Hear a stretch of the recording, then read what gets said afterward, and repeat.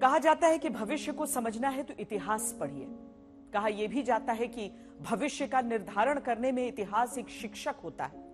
इतिहास से ही अपने मूल्यांकन की बात अर्थशास्त्र के शिक्षक से आरबीआई गवर्नर, फिर वित्त मंत्री और प्रधानमंत्री पद तक पहुंचने पर 9 साल 359 दिन पहले एक प्रेस कॉन्फ्रेंस में मनमोहन सिंह ने किया था।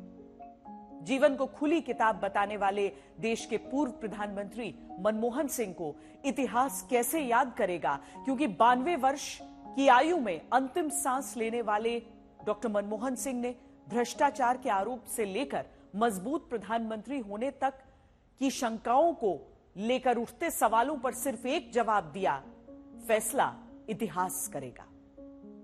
Honestly believe that history will be kinder to me than the contemporary media or for that matter the opposition parties in parliament.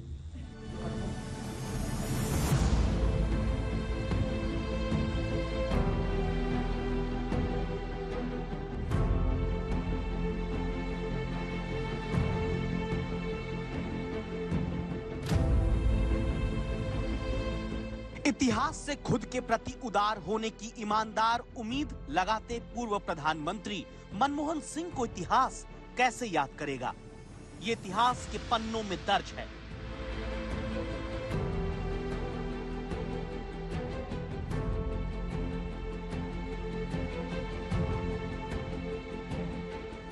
पूर्व प्रधानमंत्री डॉक्टर मनमोहन सिंह जी के निधन ने हम सभी के हृदय को गहरी पीड़ा पहुंचाई है।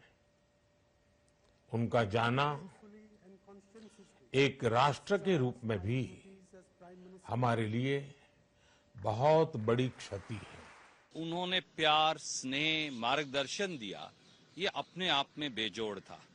इस देश में शायद सबसे सरल, सबसे सादगी वाले और सबसे आधुनिक विचार वाले प्रधानमंत्री डॉक्टर मनमोहन सिंह जी थे। इकबाल का शेर बहुत सही है, निगाह बुलंद, नजर परसोज है रख्त सफर मेरे कारवां के लिए। ऐसे लोग बहुत कम पैदा होते हैं।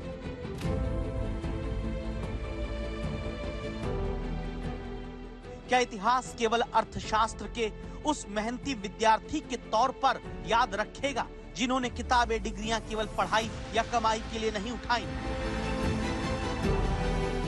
बल्कि इतिहास को उदार होकर याद करना होगा योजना आयोग के उपाध्यक्ष पद से लेकर आरबीआई के गवर्नर पद की कुर्सी तक, और फिर 1991 में वित्त मंत्री बनकर दुनिया के लिए भारत के दरवाजे उदारता से खोल देने का साहस दिखाने वाले मनमोहन सिंह को, जो कहते रहे कि वो वित्त मंत्री भी एक्सीडेंटल बन गए। People say I was accidental prime minister. I was also accidental finance minister. Mister clean की छवि के बावजूद सत्ता से विदाई के वक्त तक सवाल सरकार पर भ्रष्टाचार के दाग को लेकर लगे हों। सवाल 10 साल प्रधानमंत्री रहने के बावजूद सोनिया गांधी, राहुल गांधी के साए में सरकार चलाने को लेकर उठे हो। बात मौन रहने की कही गई हो या सवाल कमजोर प्रधानमंत्री होने का उठाया गया, मनमोहन सिंह का जवाब हमेशा एक ही रहा, इतिहास बताएगा, वक्त बताएगा। I do not believe that I have been a weak prime minister. That is for the historians to judge.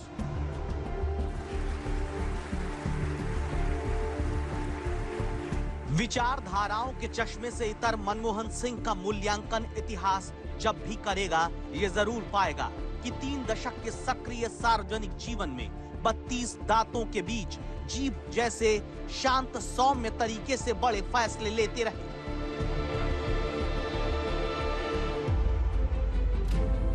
इतिहास हमेशा याद करेगा एक अर्थशास्त्री जो कभी पद के पीछे नहीं भागे, एक्सीडेंटल भले पद मिले हों लेकिन जिम्मेदारी एसेंशियल बनकर उठाई, सत्ता में रहते हुए शालीनता का संगम बने रहे, सियासत की काजल वाली कोठरी में रहकर खुद को दागों से दूर रखा। भाषणों में जोश भले ना हो, फैसले जोशीले रहे। बोलने में गले की नसें भले न तने, लेकिन नीतियां तन कर बनाते रहे। इतिहास के पन्नों में यह दर्ज रहेगा कि कड़े फैसले केवल प्रचंड बहुमत होने पर ही नहीं, सियासत में प्रचंड साहस से भी लिए जा सकते हैं। इतिहास याद रखेगा कि 1991 की अल्पमत वाली नरसिम्हा राव सरकार में भी आर्थिक सुधार का बोल्ड फैसला मनमोहन सिंह ने वित्त मंत्री रहते लिया। यूपीए की गठबंधन वाली बैसाखी सरकार में भी जनता को अधिकार दिलाने वाले कानून बने। लेफ्ट के समर्थन की चिंता किए बिना न्यूक्लियर डील पर अडिग मनमोहन सिंह रहे। सोनिया राहुल के नीचे काम करने के उलाहनों के बीच न गरिमा पद की कम होने दी, न समझौता कभी अपनी जवाबदेही से किया। It is not a disadvantage. The Congress party president or the vice president, if they have any views, they ought to be reflected in the thinking of the government to the extent that it is possible. And I think it is not a disadvantage or a drawback in the system that we have operated. The fact that Mrs. Gandhi, or for that matter Rahul Gandhi, were there to back the government up is something which has enabled us to deal with many difficult moments. तो आपके लिए कुछ अर्ज कर रहा हूं, आपके मौन के लिए कुछ अर्ज कर रहा हूं। परिंदों को मंजिल मिलेगी हमेशा, परिंदों को मंजिल मिलेगी हमेशा, ये फैले हुए उनके पंख बोलते हैं। वही लोग रहते हैं खामोश अक्सर जमाने में जिनके हुनर बोलते हैं। 1991 में जब डॉक्टर मनमोहन सिंह भारत के वित्त मंत्री बने, तब देश एक बहुत बड़े आर्थिक संकट से घिरा हुआ था। लेकिन संकट के उस दौर में ऐसी नीति की नींव मनमोहन सिंह ने रखी कि कहा जाता है प्रधानमंत्री तब रहे नरसिंह राव हैरान रह गए। पूछने लगे कि क्या ये सब करने के लिए उन्हें सरकार में लाए हैं। इतिहास कहता है कि तब फैसलों के पास फेल होने की जिम्मेदारी डॉक्टर मनमोहन सिंह के कंधे पर डाल दी गई और मुस्कुराते हुए 33 साल पहले वित्त मंत्री रहते मनमोहन सिंह ने कहा, मंजूर है। इतिहास में रखी गई भारत की आर्थिक आजादी की उसी आधारशिला का भविष्य आज आप देख रहे हैं।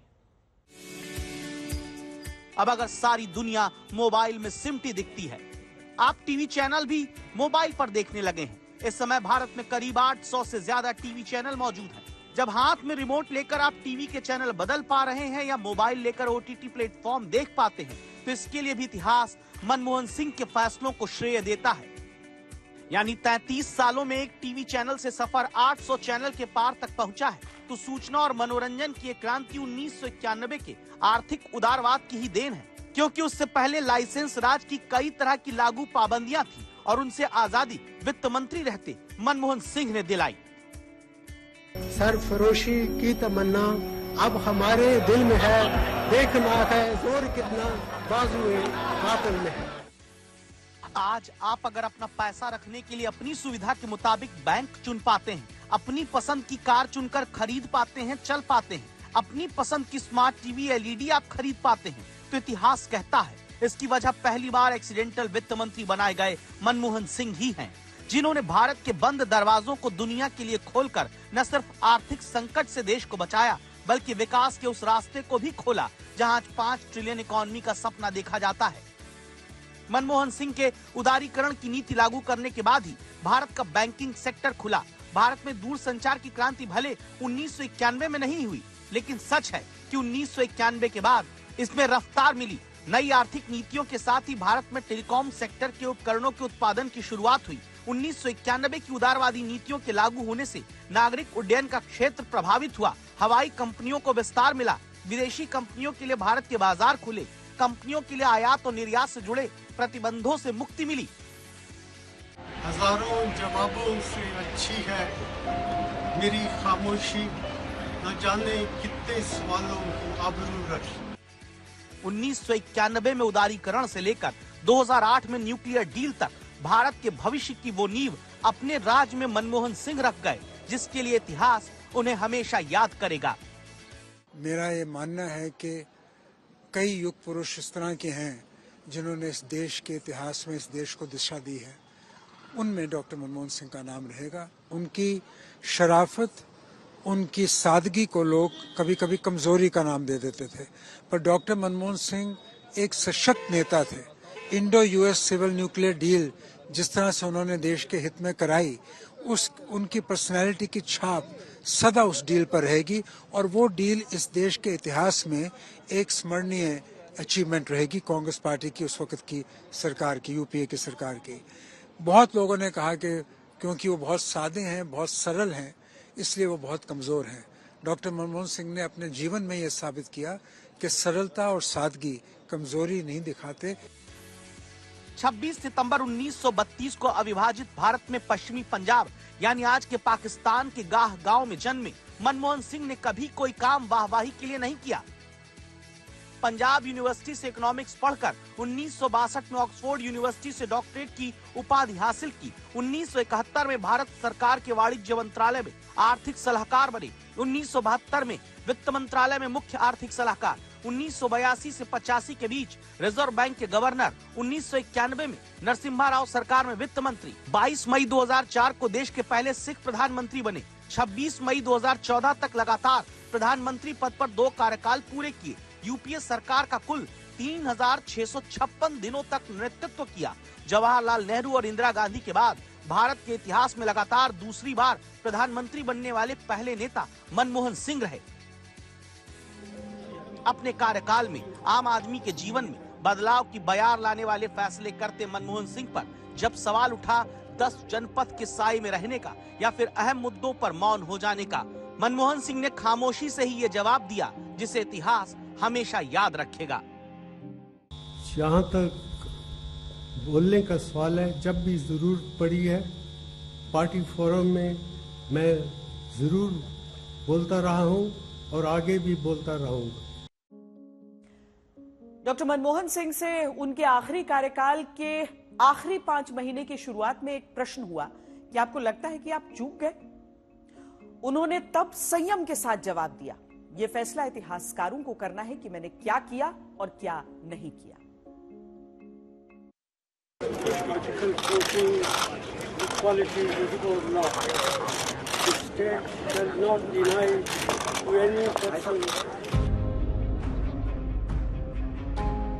संविधान पर संग्राम के दौर में उसी संविधान की प्रस्तावना का पालन करने में मनमोहन सिंह हमेशा कितना आगे रहे, इसके लिए भी इतिहास उदारता से सच्चाई बताता है। इतिहास बताता है रेल किराया बढ़ाने पर रेल मंत्री रहे, दिनेश त्रिवेदी को हटाने के सियासी फैसले पर मंत्रिमंडल का मुखिया होने के नाते मनमोहन सिंह क्या महसूस करते थे। मैंने उनको एक बार पूछा था कि डॉक्टर साहब आपके लिए सबसे कठिन क्या था, मतलब न्यूक्लियर डील थी, कौन सी चीज आपके कार्यकाल में आपको कठिन लगी? तो उन्होंने मुस्कुराए और बहुत दुख भरे शब्दों में कहा था कि सबसे कठिन तुम थे मेरे लिए, और बहुत प्यार से मुझे तुम ही कहते थे, दिनेश कहते थे। मैंने कहा मतलब कि तुम्हारा जो इस्तीफा था मुझे समझ नहीं आ रही थी मैं क्या करूं, कि वो बजट मेरा भी था जितना तुम्हारा था, और मुझे बहुत परेशानी हुई। फिर मैंने कहा कि सर आपने जो भी किया वो देश के लिए किया, हमने भी वही किया, और बस यही थे मनमोहन सिंह जी। इतिहास याद करता है अपने साथियों पर भरोसे को लेकर मनमोहन सिंह की ताकत कितनी थी। कैबिनेट में जब बैठते थे, एक बार हम आपको वाक्य सुनाए कि ब्रेकिंग न्यूज हमेशा होती है, एंकर्स को भी चलता है, आपको भी श्वेता जी चाहिए होता है, तो कैबिनेट के मीटिंग के अंदर से ब्रेकिंग न्यूज आती थी। तो हम लोग ने कहा कि प्राइम मिनिस्टर जी ये तो बहुत गलत बात है कि हम लोग यहाँ गोपनीयता की बात कर रहे हैं और कोई एसएमएस भेज रहा है।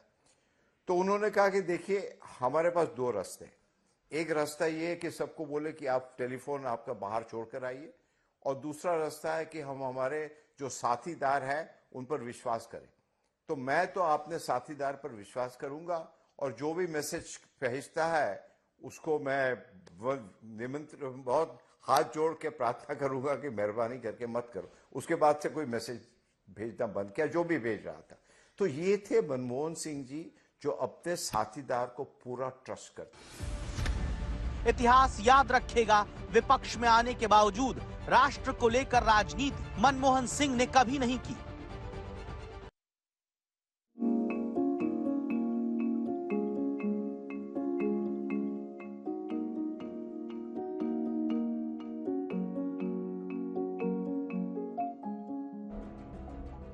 अब जब मनमोहन सिंह हम सबके बीच से विदा ले चुके हैं, इतिहास याद करेगा जिन्हें मौन कहकर निशाने साधे गए वो खामोश नहीं थे। खामोशी से बदलाव के बड़े फैसले लेते रहे, हर उस मुद्दे पर जवाब देकर गए जिस पर इतिहास को अब उदार बनना है, तय करना है कि मनमोहन सिंह की गिनती नए भारत के निर्माताओं में होती रहेगी।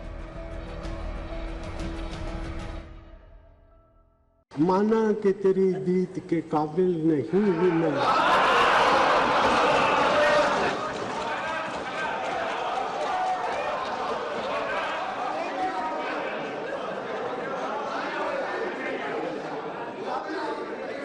माना कि तेरी दीद के काबिल नहीं हूं मैं, तू मेरा शौक तो देख, मेरा इंतजार देख। कि जब डिमोनेटाइजेशन हुआ उस समय के गवर्नर थे उर्जित पटेल। तो उर्जित पटेल आए और हम उस समय टीएमसी में थे, और हालांकि जब कमेटी होती है तो कठिन सवाल भी पूछे जाते हैं। तो मैंने उर्जित जी से एक सवाल पूछा, तो मनमोहन सिंह ने, जो कि कांग्रेस के सदस्य थे और बीजेपी का राज, उस समय कहते हैं Urjit Patel, Urjit you don't have to answer this question, I know your answer and this is not going to be good for the country's interest. तो उर्जित पटेल को मेरा सवाल उससे कहा कि आपको उत्तर देने की जरूरत नहीं है। फिर मैंने मनमोहन सिंह जी को बाद में पूछा कि आपने ऐसा क्यों किया, तो उसने कहा कि ये सवाल उसके लिए मतलब उत्तर देना बहुत ही कठिन था, वो सच बात भी नहीं बता सकते थे, और यदि सच बात बताते तो पता नहीं कहाँ क्या लीक हो जाता। तो ये मनमोहन सिंह थे, he was always above any party petty politics, he was always whatever is good for the country. तो मतलब कहीं भी उनको मौका भी मिलता था ना, उसमें वो ब्राउनी पॉइंट स्कोर करने की जरूरत नहीं समझते। इतिहास याद रखेगा, सत्ता में न रहने के बावजूद जवाबदेही से कभी मनमोहन सिंह पीछे नहीं हटे। अमेरिका के पूर्व राष्ट्रपति बराक ओबामा ने मनमोहन सिंह के बारे में कहा था कि जब वो बोलते हैं तो दुनिया सुनती है। डॉक्टर मनमोहन सिंह को देश में हुए क्रांतिकारी आर्थिक सुधारों का श्रेय दिया जाता है, जिसने हमारे देश की तकदीर और तस्वीर दोनों बदल दी। लेकिन विदेश नीति में बड़े कदम उठाने के लिए भी मनमोहन सिंह को याद किया जाएगा।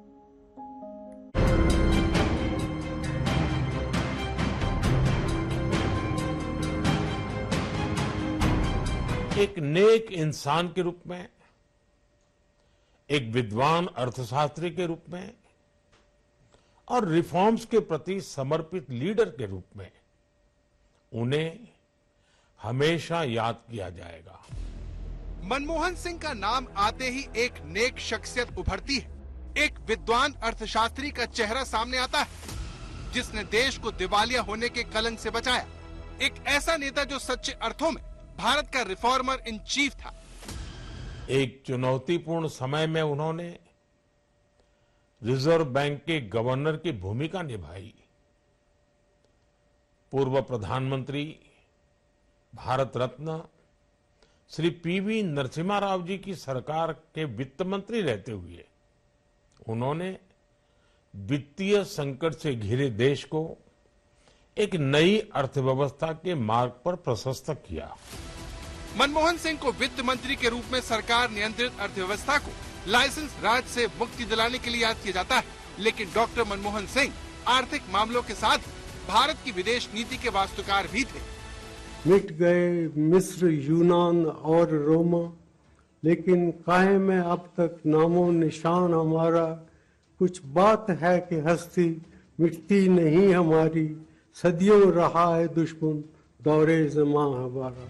भारत की विदेश नीति को आज पूरी दुनिया में सराहा जाता है, लेकिन इस सफल विदेश नीति के आधार की नींव डालने में देश के दो पूर्व प्रधानमंत्रियों अटल बिहारी वाजपेयी और मनमोहन सिंह का बड़ा रोल रहा है। देश की विदेश नीति के लिए कुछ घटनाएं निर्णायक रही। साल 1991 में मनमोहन सिंह के नेतृत्व में आर्थिक सुधार की घटना ने विदेश नीति को नया आकार दिया। इसके बाद अटल बिहारी वाजपेयी के कार्यकाल में पोखरण में परमाणु परीक्षण ऐसी घटना थी जिसने देश की विदेश नीति के दृष्टिकोण में बड़ा बदलाव किया। मनमोहन सिंह की विशेषज्ञता के क्षेत्र वित्त और अर्थशास्त्र रहे, लेकिन विदेश नीति में भी उनका बड़ा योगदान रहा। अमेरिका के साथ भारत के रिश्तों को अटल बिहारी वाजपेयी ने जो राह दिखाई, मनमोहन सिंह उस रास्ते पर दृढ़ता से चले। अमेरिका के साथ रिश्तों में साल 2005 कितना अहम था, इसके बारे में विदेश मंत्री एस जयशंकर से सुनिए। People remember the 2005 visit, Dr. Manmohan Singh's visit, when the nuclear deal happened. I was there too, as someone negotiating it. People remember Prime Minister Modi's own earlier visit. You know, the Madison Square Garden, the first visit, the MLK Memorial. But I have to say that this one was different. It was different definitely in optics. I mean, you, as I said, you all saw it for yourself. Nuclear deal के दौरान S Jaishankar विदेश मंत्रालय में संयुक्त सचिव थे। इसके चलते डॉक्टर जयशंकर भारत अमेरिका के बीच हुए असैन्य परमाणु समझौते पर बातचीत करने और विभिन्न मुद्दों पर सहमति बनाने वालों में प्रमुख व्यक्ति थे, जिन्होंने देश हित में मनमोहन सिंह को अपनी सरकार को दांव पर लगाते हुए देखा। एस जयशंकर ने साल भर पहले अमेरिकी दौरे के आखिरी दिन डॉक्टर मनमोहन सिंह को याद किया था। देश के सामने मनमोहन सिंह के इस योगदान को रेखांकित किया, जिसने आगे जाकर अमेरिका के साथ रिश्तों की परिभाषा ही बदल दी। I think what has changed is India and the United States used to deal with each other. Today they work with each other. That is really what has changed. Manmohan Singh के निधन पर एस जयशंकर ने लिखा, भारतीय आर्थिक सुधारों के निर्माता माने जाने के साथ ही वे हमारी विदेश नीति में रणनीतिक सुधारों के लिए भी समान रूप से जिम्मेदार थे। उनके साथ काम करना मेरे लिए बेहद सौभाग्य की बात थी। उनकी दयालुता और शिष्टाचार को हमेशा याद रखूंगा। एक परिपक्व नेता के तौर पर मनमोहन सिंह ने दिखाया कि विदेश नीति एक निरंतरता है, जो एक सरकार के साथ समाप्त नहीं होती और न ही दूसरी सरकार के साथ शुरू होती है। लेकिन अमेरिका के साथ नए कूटनीतिक जुड़ाव का सरकार में विरोध हुआ। वामपंथियों के विरोध ने कांग्रेस पार्टी को परेशान किया, लेकिन सिंह किंग बनकर उभरे। We have to go to the International Atomic Energy Agency to get an agreed India's specific safeguards agreement. Then we have to go to the nuclear suppliers groups to relax their present restrictive attitude to trade with India in nuclear materials. तो पोखरण में परमाणु परीक्षणों के बाद से भारत की विदेश नीति जिस दिशा में आगे बढ़ी थी, मनमोहन सिंह ने भी उसी दिशा में यात्रा जारी रखी और भारत को एक जिम्मेदार परमाणु हथियार संपन्न देश के रूप में स्थापित किया। भारत की ऊर्जा सुरक्षा और कूटनीतिक संबंधों के लिए मील का पत्थर साबित हुई। इससे न सिर्फ भारत की ऊर्जा जरूरतों को पूरा करने में मदद मिली, बल्कि इसके जरिए भारत और अमेरिका के बीच सहयोग का भी रास्ता खुला, जो आज नई ऊंचाइयों पर जा चुका है। हालांकि चीन और पाकिस्तान के साथ रिश्तों में उनके नेतृत्व में भारत उम्मीद के मुताबिक आगे नहीं बढ़ सका और साल 2008 में 26/11 के हमले के बाद पाकिस्तान पर कड़ा रुख न अपनाने के चलते वो निशाने पर आ गए। लेकिन फिर भी इतिहास उन्हें भारतीय विदेश नीति में रणनीतिक सुधारों के लिए हमेशा याद रखेगा। मनमोहन सिंह अर्थव्यवस्था की तरह विदेश नीति को लेकर भी दूरदर्शी थे।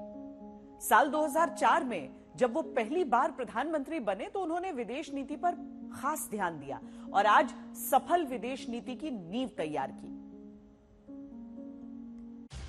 तस्वीर नंबर 1, मनमोहन के मुरीद Obama. I said before, and I continue to believe that the extraordinary leadership that Prime Minister Singh has provided, not just to India, but to the world, has helped us navigate through some very difficult times.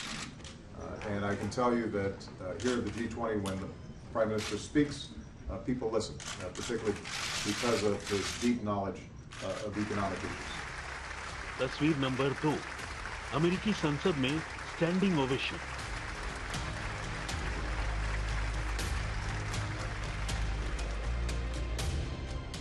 तस्वीर number 3, Bush ने बनाई मनमोहन सिंह की painting. बड़े बड़े दिग्गज मनमोहन सिंह की working style के मुरीद थे। एक बड़ा नाम अमेरिका के पूर्व राष्ट्रपति बराक ओबामा का है। बराक ओबामा कई बार ये दावा कर चुके हैं कि मनमोहन सिंह की आर्थिक नीतियों ने भारत की तकदीर और तस्वीर बदल कर रख दी। जून 2010 में भी कनाडा में G20 में यही कहा कि जब मनमोहन सिंह बोलते हैं तो पूरी दुनिया सुनती है। I've said before, and I continue to believe that the extraordinary leadership that Prime Minister Singh has provided, not just to India, but to the world, has helped us navigate through some very difficult times.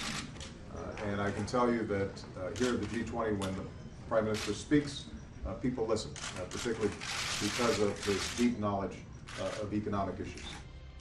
यही नहीं, Barack Obama ने अपनी किताब a promise land में मनमोहन सिंह का जिक्र किया है। ओबामा ने लिखा, मनमोहन सिंह भारत के आर्थिक बदलाव के मुख्य आर्किटेक्ट हैं। 1990 के बाद वो लगातार भारत को एक मजबूत अर्थव्यवस्था बनाने में जुटे रहे। वो भारत की अर्थव्यवस्था को ऊंचाई पर ले जाने वाले प्रमुख आर्किटेक्ट बने। देश की सत्ता के सर्वोच्च स्थान पर पहुंचने वाले वो पहले सिख धर्म को मानने वाले व्यक्ति थे। इससे उन्होंने सिख समुदाय का भी मान बढ़ाया। सत्ता के सर्वोच्च स्थान पर पहुंचने के बाद भी उनकी छवि पूरी तरह से बेदाग बनी रही।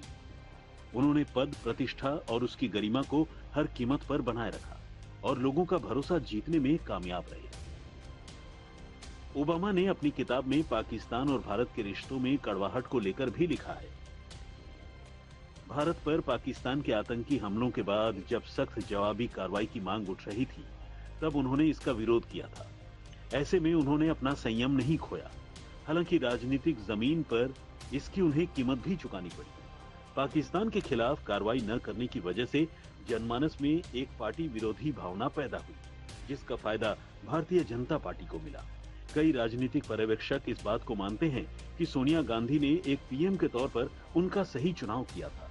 इसकी एक बड़ी वजह यह भी है कि वो बुजुर्ग तो थे ही, साथ ही उन्हें राजनीति का कोई विशेष अनुभव नहीं था। ऐसे में वो भविष्य में राहुल गांधी के लिए खतरा भी नहीं बन सकते थे। इन तस्वीरों को देखिए। साल 2005 में अमेरिकी संसद को मनमोहन सिंह संबोधित करने पहुंचे थे।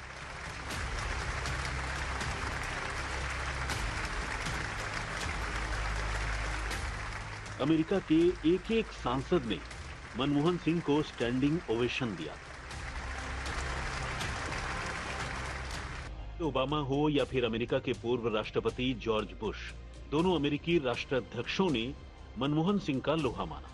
दुनिया के तमाम बड़े नेताओं के साथ मनमोहन सिंह की केमिस्ट्री गजब की रही। तभी तो जॉर्ज बुश भी मनमोहन सिंह के मुरीद बन गए। अमेरिका के पूर्व राष्ट्रपति जॉर्ज बुश ने जब दुनिया के बड़े नेताओं की पेंटिंग बनाई तो इस लिस्ट में मनमोहन सिंह का नाम भी था। मनमोहन सिंह की ये पेंटिंग जॉर्ज बुश ने बनाई थी। डॉक्टर मनमोहन सिंह से काफी कुछ सीखा जा सकता है। उनकी व्यक्तिगत कहानी लोगों को आत्मविश्वास से भर देती है।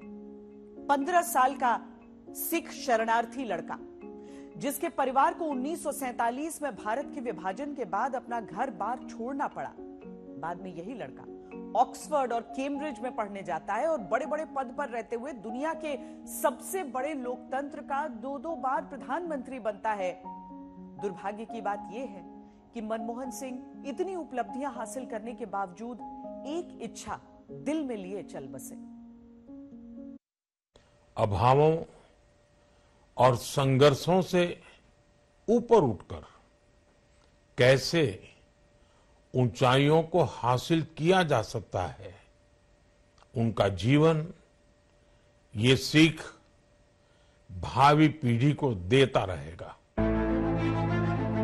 मनमोहन सिंह हमेशा एक प्रेरणा के तौर पर याद किए जाएंगे, जिन्होंने संघर्ष को ही अपना साथी बना लिया। लेकिन देश के आर्थिक सुधार के जनक, 2-2 बार प्रधानमंत्री की कुर्सी पर बैठने वाले मनमोहन सिंह एक इच्छा मन में लिए दुनिया से विदा हो गए।